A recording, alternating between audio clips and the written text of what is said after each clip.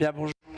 Hello, hello everyone. It's nearly the end of this clash of realities that we're discussing at X today. We have a half hour ahead of us, and our guest can agree to disagree. The topic is AI, engine of transitions, and we have with us Laurie-Anne ANCENYS, who's a partner and in charge of tech and data for the firm Sherman in Paris. AO and Sherman, sorry, and Olivier Girard, who's the director of Accenture for the EMEA operations, president of Accenture France. Hello, Olivier. So you both know well the topic, and when we prepared it, we wondered how we're going to talk about that. The engine of transitions, engineering the transitions. So how can we harness those technologies? Technologies that even if we talk about AI, and we've done that for quite a while, it's in the last 2-3 years, it's been really accelerating. And this is probably one of the technologies who's been the quickest one to be adopted by the larger audience, and everybody's adopting it. Of course, it consumes a lot of energy, and are we using it for the right reasons? That's the question that everybody can ask us. And up to when this acceleration is going to transform us and transform the world? That's a topic that we talk about it every day. It's one of the strategic priorities, and I don't think Olivier will prove me wrong, of companies and maybe of states as well. It's a topic of global competition, economic competition. It's a topic of sovereignty, and it's also a very strong geopolitical focus, because Vladimir Putin said one day that those who will dominate AI will dominate the world. So it's a major stake for our future. So to launch the debate, I would like to ask you both, before we talk about the regulation, which is going to keep us busy for a while, what do you think on this acceleration? Do you think it's an endless acceleration? Because they sell us a lot of dreams with AI. They tell us that the JI, the famous AI, that will be the super intelligence, and there are many crazy scientists or people, geeks from the Silicon Valley, who tweet crazy things saying it's going to be there in 1 year, it's going to be there in 6 months. The super intelligent is going to replace humans. Are we not really dealing with fake news that are just aiming at raising money and catching people? Olivier, first of all, I would like to thank all of those who are here withstanding the heat to listen to us, and thank you to all of you. We're going to try to be up to the debate. I think we're at the beginning of the story. In each technological disruption, we overestimate the year 1 and year 2 of the disruption, and underestimating year 5 or 6. And I think that's where we're at now. We feel like everything's going to change, and then what is the return on investment? What is really going on? Blah blah blah blah. And what is sure is there's an appetite that is different from what happened in the past, coming from the politicians and the world leaders. Today, it's really the leaders who harnessed it, because they understand that they can. They're really interested in this change of paradigm. Maybe they're surprised by the fact that their own employees use it, the shadow AI. Some people use them without the boss knowing about it. Yes, a lot of employees use the most generic AI, not to quote it, at least once a day. So. And even though the company is regulated and secure and all that, so there's a very strong appetite for that. And at the same time, we see that there's a difficulty, because the foundations for the AI to work are not always there. We need clouds. We need a sovereign cloud sometimes to manage the data. We need a governance. We need to have a legally responsible framework. We need to have the dialogue, a social dialogue in place. We need to train the employees. We need, there's lots and lots of things to do to make sure that the conditions are all met, and that we have the full explosion of, and what is happening with this hype, this Gartner curve of hype. Let's get back down to the reality, because that's what we're about. So here, Laurie-Anne, are we being sold a dream, or are we really past the glass ceiling? Thank you for this question. I would like to start by telling you a side note. OpenAI announced in 2025 having neutralized about 18 operations malware that were trying to uh, deviate the use of ChatGPT for scam purposes or disinformation or malware. So first of all, I would like to highlight the fact that beyond the speed that you mentioned, this duality, because there's an AI that is it AI for good or AI for bad? It's a reality that adoption of AI is happening very fast. As a lawyer's firm, we're in the middle of it, and we decided to adopt an assistant on a daily basis to really unlock it and to take it to the next step to address the needs of our clients. We also adopted a tool of our own AI, contract metrics, which allow us to write some contracts and being more agile.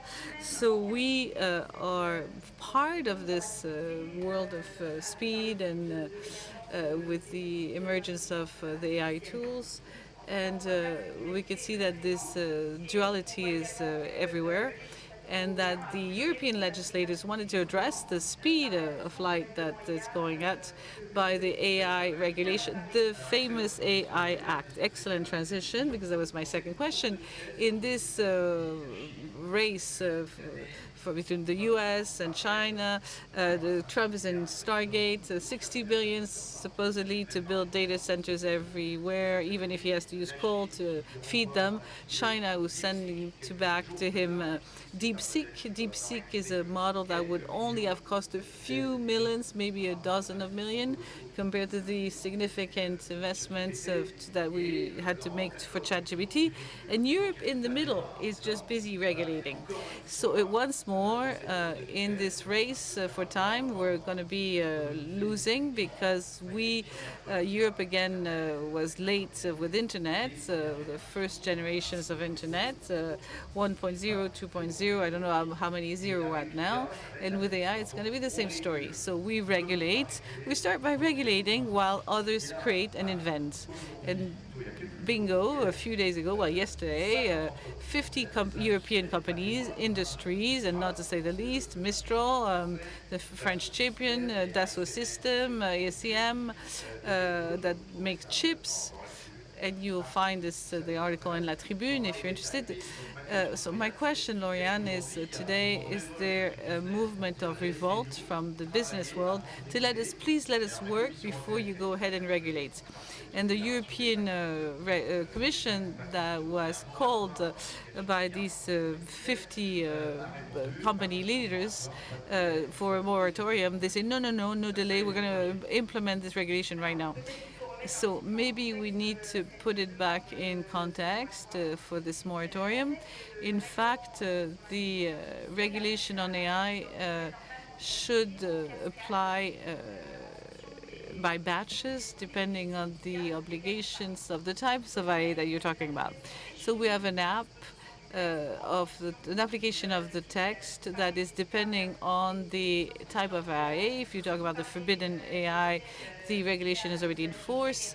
If you talk about general use AI, such as ChatGPT, these regulations were supposed to come to force on August 2nd. And that should go with a code of conduct redacted by the European condition. And this code of good practice is not ready. So there's very clear requests made by companies. So they're asking for to push back the date for something that is not ready. So I don't think the actors are not challenging the idea of a regulation and a text, but they want to know what kind of regulation we're talking about, and they need to understand what type of obligation of transparency and how these guidelines are going to be implemented in a very concrete way, and are these obligations viable from an operation point of view? Olivier, maybe you have something to say on that, because regulation is necessary, isn't it? In terms of I wanted to bring a bit of controversy here. I'm going to come to the defense of Europe. The economy needs digital trust, and digital trust needs rules and framework. GDRP, everybody was worried about it, and finally it worked out very well. and even the Americans are copying us on it. So it's in the details of the application, the pace at which it is going that will find solutions. But to say, and you said it very rightly, sometimes it looks like the wild, wild west, but we need to create a framework, and I think Europe should, it's good that they don't give in on that. The topic for companies is not only to respect the rules, it's mostly that we have only one rule for all. We don't want to have 27 different regulations, that everything that is sold to us for Europe that is unified digitally would be wrong. The three major challenges from the business world are the following. The first is we have an explosion of European regulation on new technologies, and I think you can second me on that. So we need the DSA, DMA, Data Act, Cyber Resilience Act. So they're asking for a lot. So that's the first point. The second point is those texts are overlapping, and so we need to be able to articulate them. So let me give you an example.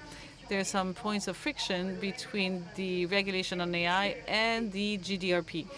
How are we going to make sure that this works out and that people can exert their rights to have access to their data once they are in the AI system? For example, I can tell you something about the rights of the media and the property, intellectual property, with all the people who plundered, all our creation.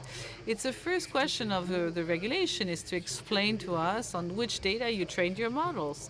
That's the question that we're trying to answer. And the second point of friction is what we call the data scrapping. To trade your machine, you're going to have to use a lot of big number of data. And this idea clashes with the idea of minimization that is imposed by the GDRP. So we see some overlapping between the text of law and inconsistencies as well, right? Yes. Isn't it? And the third point is the complexity of the texts themselves. Today, most of the actors are even wondering if they're not going to be abiding to the text or not that defines the AI, because it's defined in a very complex way. The Commission ended up having user cases that are not exhaustive to try to guide the companies. But we can see that today that the best way to define AI is to think about degree of autonomy. Is my system capable to take decisions that are more or less autonomous? Olivier, isn't it a race that is an illusion to try to regulate something that progresses at the speed of light? ChatGPT is only 2 years old. A few models were trained 7 or 8 years ago, and we're told that in 2 or 3 years, I don't know if we'll have a general AI that we're being promised, but there's going to be some progress. It changes all the time. It is very likely that we'll have several versions of these regulations over time. Yes, as many versions of ChatGPT. To continue on this transition thing, can you tell us a word? And there are a lot of people are going to be in the south. They're going to see them appearing here because that's where they're planning to build them. The famous data centers. I think we have already 300 or 400, but we're going to have to need to build more. Do you have because data is built on data. AI is based on data, so we're going to have data centers. And this is what the President of the Republic said. We have a decarbonated energy, so we're going to try to attract. Is it an opportunity for France? Is it a good idea for France to play this card? And President Macron is spending all his time inaugurating data centers. There was a giant one in Ile-de-France. There's several in the region.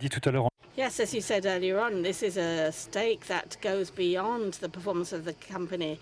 It's a question of security and national competitiveness. So it's good that France is taking a position. Now, the question of electrical consumption of AI, the carbon footprint is a real subject. The figures are staggering. We've done ×6 in 7 years in the volume of data that we manipulate on the planet. ×6 in 7 years. Just imagine that. And we plan that for the coming 7 years, it will be even more intense.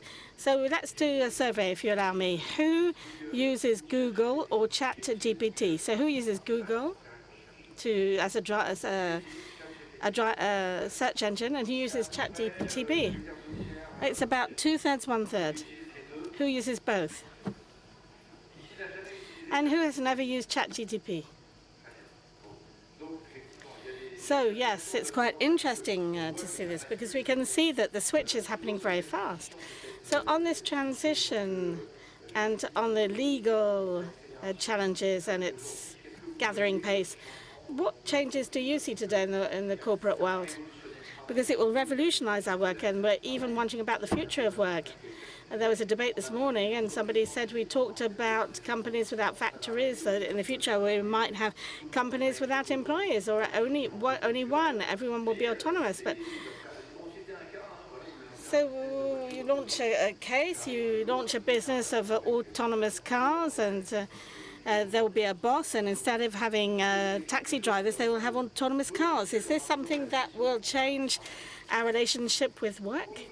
Yes, the answer is yes. I think that there are rare parts of society that are not involved with the use of this artificial intelligence. I think that the findings were recalled on a number of occasions today.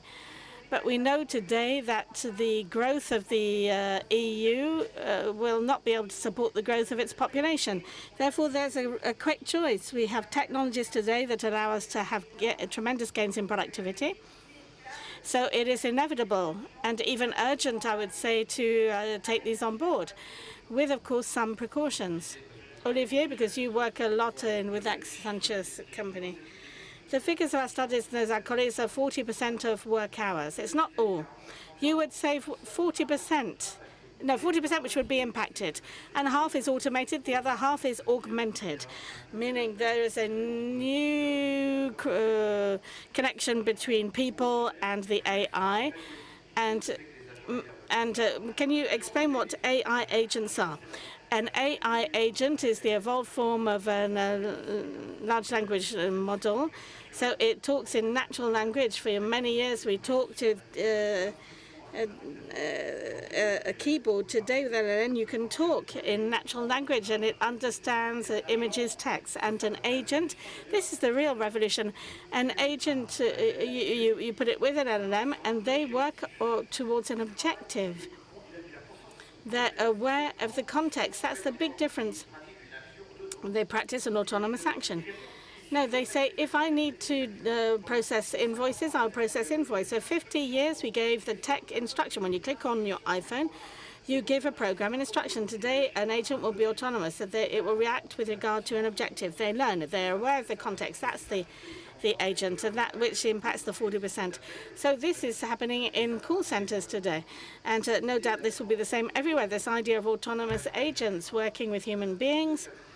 Does this mean that we will have a hybridation of work and machines, and it will change the intermediate management? Will they still be useful in a world such as this? Everything remains to be done, and everything. And for the first time, for a long time, we can really rethink work organization, because yes, there are men, there are machines. We can rethink processes for machines and softwares without the constraints of men, people who work 8 hours a day and who've learned a certain number of things during their education and who know how to do a certain amount of things. But the success will not be to put a lot of agents anywhere, to multiply the number of agents everywhere. It will be to create the right person-machine couple. Well, can you share the experience of lawyers? I have talked with lawyers who are rather worried and raised a certain number of questions. Will autonomous agents be able to, fill in disputes, do work instead of you? And even journalists are wondering whether in the future you will have a robot moderator to replace me. And beyond this is the question of the impact on education. How do we train young lawyers if today we have robots who are working with you? Are these questions you're wondering about? Yes. Training begins with usage. So we've decided to encourage all the lawyers of our practice across the world to use these artificial intelligence tools. And it's only by using them that we will be able to develop these characteristics which are necessary for the augmented lawyer. So we encourage them, we give it a framework, and above all, we encourage them to have critical thinking, which will dispute and challenge the AI, challenge the results. So today, the tools that we use, there are many of these, and they allow us above all to summarize, to write notes and do markups with risks of elucidation, like 20 to 30% of errors, apparently. That's where I come back to the usage of AI in the field of law. We're far from being able to replace human beings. Yeah, you're far from the Minority Report. Olivier, yes, in training, you said this at the beginning, but I would like to reiterate it. You saw that the English Prime Minister in France last year announced training plans in millions of countries in each country. So this is a subject that concerns us all. It's a question of society, not just of corporate performance. And so it was 7.5 million for the British. They considered that there would be 10 million workers in the UK that would be impacted by AI in 2030. And France's plan, called Dare AI, talked about 15 million people. So that onboards everybody in society because, of course, the big groups will succeed in this AI transformation. They have the means, they have what they need to invest. But we must onboard everybody. And there is a key subject, if I can finish on this. I think that for AI, training will manufacture trust. We have a question of defiance against AI. Training will give us tools and allow us to use something. And this is essential because that's why this will allow us to build trust in AI. So before we give you the floor for a few questions, we have another minute. I would like to end by another controversy, this famous study by MIT, which was published a few days ago, which said that using exclusively AI could make us stupid. That meaning our cognitive capacities would be so impacted. I'm not talking about errors, but the risk of hallucination that exists. But our brain that is doped with screens could be transformed, but in the bad direction. So this is quite a controversial study, but it does raise a real question, and maybe the room will want to ask these questions. We all have children probably, but when we have young children faced with screens, there's a real debate, and AI and screens, it's more or less the same thing today. So is there not a real danger for education itself? So we talked about the native internet generation. Now we're in a native AI generation. Well, it's a deep-rooted disruption, maybe even deeper than the invention of printing. It's at least equivalent because we move from oral education to one that has become that is written. So this is the type of change we're looking at. The question for our generation was knowledge. We had to learn something by heart. Today, we have the Library of Alexandria at our fingertips. And so we must learn something else. I think Lauren said something very important. It's the critical mind. Check your sources and think in terms of actions. It gives us more time to do something. AI will always read more books than we can read. What can we do with that? How can we transform this into actions, reflections, ideas? So it's a tremendous opportunity. I think that a non-educated use of artificial intelligence could make people stupid, but an intelligent usage of AI can make you more intelligent and allow you to go a lot further. So the question is to move into the sufficiently intelligent category to at least manage to work with this AI. It's an amplificator, but we must choose the right side. So it no doubt places school at the heart of the debate. So thank you for this debate. You agreed on practically everything, but it was interesting anyway. Do you have any questions in the room? We do have 4 minutes to take them. Please raise your hands.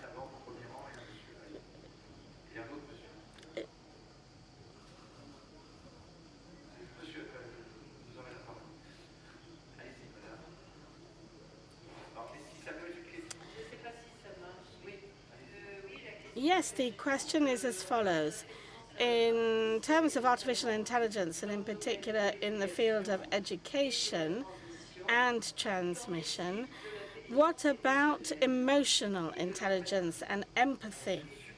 This is a fantastic question. Thank you for asking this, and I will take this, Philippe, if you wouldn't mind. What my customers say to me today, and what I feel everywhere, including in society, is that there is a technological fatigue. It's so invasive that when techs look after content creation, there's a sort of a moyenization that we perceive. There's never been so much need of creativity than today, and it's the customers that say it. It's the CEOs that say it. The differentiation will increasingly be through creativity. A final question. I'm being asked to stop here. I just wanted to add a point, Philippe. So the exploiting of vulnerable emotions by artificial intelligence are forbidden by law today. So, hello, I have a question that is a question of society. I would like to know how AI can fight against social discrimination and inequalities. A very good question. We haven't talked about this subject, the sexist biases or biases that can exist in the training. There's been quite a few disasters with AI, so I don't know if, legally speaking, yes, there is an obligation to ensure that there is a certain equity in feeding the MLN, but we must be able to account for the decision taken by the machine. So this explainability should be able to demonstrate that the respect of the points that you mentioned, sir, are, yes, one of the main challenges for AI and for all algorithms, including the use of the big platforms such as Facebook or other platforms, is the transparency of algorithms, how they're designed, or how they're designed also to make us become addicts. And these are one of the big challenges, to make sure that they don't create informational bubbles. That was on the side of the social networks, or make us a little bit crazy and just to stay in front of our screens and then engage in habits that we're pulled into. The last message of this controversy: stay free. We're faced with AI, but use it intelligently. Thank you very much, everybody.